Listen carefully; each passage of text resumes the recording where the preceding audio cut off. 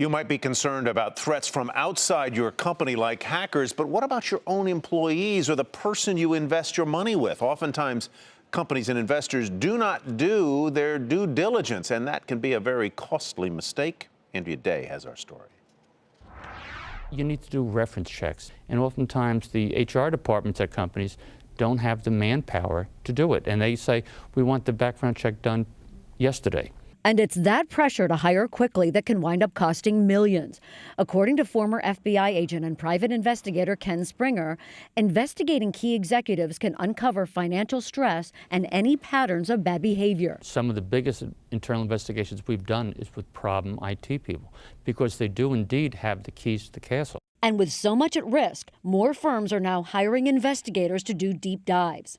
And we find often that their credentials weren't there. Like this case, where prosecutors say an ex-con almost straight out of prison managed to siphon millions from the luxury jet maker Gulfstream.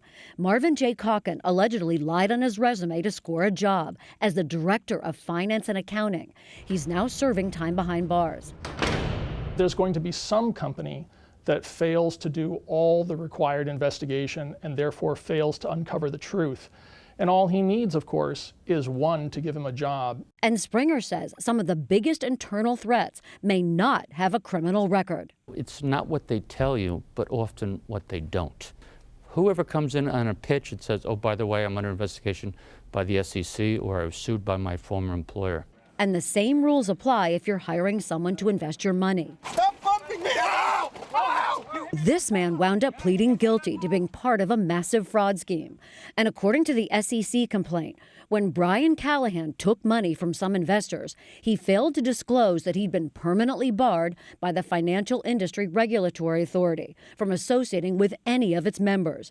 He's currently awaiting sentencing. And James Peister, my investors already heard from me, busted in a $17 million Ponzi scheme.